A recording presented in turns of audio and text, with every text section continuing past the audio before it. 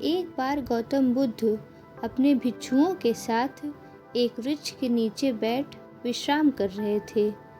उस वृक्ष की छांव में बुद्ध अपने भिक्षुओं की जिज्ञासा दूर कर रहे थे। बुद्ध के सभी भिक्षु एक एक करके उनसे प्रश्न पूछ रहे थे और गौतम बुद्ध उनके प्रश्नों के उत्तर दे रहे थे।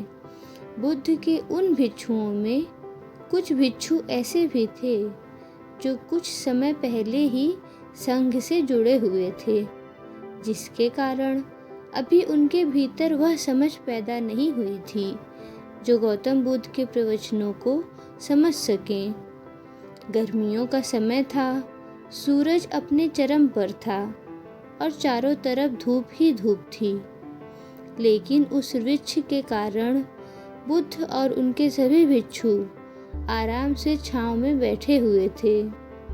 इतने में ही गौतम बुद्ध के एक भिक्षु की नज़र एक बूढ़े व्यक्ति पर पड़ती है जो उस वृक्ष के पास से ही गुजर रहा था। वह भिक्षु उस बूढ़े व्यक्ति को देखकर अचानक से ही हंसने लगता है। उस बूढ़े व्यक्ति की उम्र बहुत ज़्यादा हो गई थी, जिसके कारण उसकी कमर मुड़ गई थी। उस बूढ़े व्यक्ति के हाथ में एक डंडा था, जिसका सहारा लेकर वो बूढ़ा व्यक्ति अपनी मंजिल तक पहुंचने का प्रयास कर रहा था। उस बूढ़े व्यक्ति का शरीर केवल हड्डियों का ढांचा मात्र था।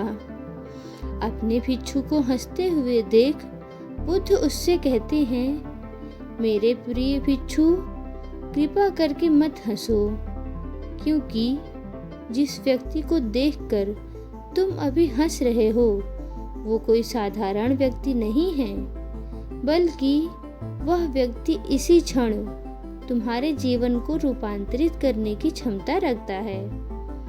जो आज तक तुम्हें मैं सिखा नहीं पाया, वह यह बूढ़ा व्यक्ति तुम्हें सिखा रहा है। इसके द्वारा दी गई सीख को बेकार ना करो। बुद्ध की ये बात सुनकर वह भिक्षु बुद्ध से कहता है कि प्रभु, मुझे क्षमा करें, पर मैं ये समझ नहीं पा रहा हूँ कि ये बूढ़ा व्यक्ति जो खुद अपने शरीर और अपनी बीमारियों से लाचार है, वो मुझे क्या सिखा सकता है। फिर बुद्ध उस भिक्षु से कहते हैं कि ये बूढ़ा व्यक्ति तुम्हें तुम्हारा भविष्य दिखा रहा है। जिस बुढ़ापे को और लाचारी को देख तुम अभी हंस रहे हो, वो बुढ़ापा और लाचारी तुम्हारे जीवन में भी आने वाली है। वह बूढ़ा व्यक्ति तुमसे कह रहा है कि अभी समय है इस स्वस्थ शरीर का अच्छे कर्म करने के लिए उपयोग करो। अगर तुम्हारा स्वस्थ शरीर तुम्हारे हाथ से निकल गया तो फिर से वापस नहीं आएगा, और अभी तुम्हारा ये शरीर सही से काम कर रहा है, जैसे कि तुम्हारे हाथ, पैर, आँख, कान और ये सभी चीज़ें सही से काम कर रही हैं। क्या यह छोटी बात है? और क्या तुम इसे मामूली सी बात समझ रहे हो? यह कोई साधारण घटना नहीं थी जो अभी तुम्हारे साथ घटी, और ये घटना तुम्हारे जीवन को बदलने की क्षमता रखती है। ठीक इसी तरह से घटना ने मेरा जीवन बदला था, और इस तरह की घटना के कारण ही मैं आज बुद्ध हूँ। फिर वह भिक्षु बुद्ध से कहता है कि क्षमा करें प्रभु, मेरे मन में यह विचार आया ही नहीं कि मैं उस बूढ़े व्यक्ति से कुछ सीख सकता हूँ। उसे देखकर केवल मुझे हंसी आ गई। बुद्ध कहते हैं, ऐसा इसीलिए हुआ क्योंकि तुम्हें अपने भीतर कहीं ना कहीं लगता है कि जिस स्थिति में आज वो बूढ़ा व्यक्ति है, उस स्थिति में तुम कभी नहीं आओगे। जिस बुढ़ापे का और लाचारी का सामना आज वो बूढ़ा व्यक्ति कर रहा है, तुम्हें लगता है कि उसका सामना तुम कभी नहीं करोगे, इसीलिए तुम उस बूढ़े व्यक्ति को देखकर हंस पाए। तुमने सच्चाई को नज़रअंदाज कर दिया।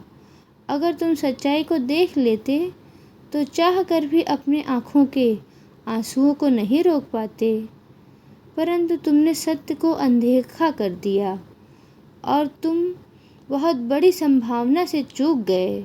बुद्ध की ये बात सुन वह भिक्षु बुद्ध से क्षमा मांगता है और ये निश्चय करता है कि वह अपने स्वास्थ्य का उपयोग अपने अहंकार को बढ़ाने में नहीं बल्कि परम सत्य को पाने में करेगा।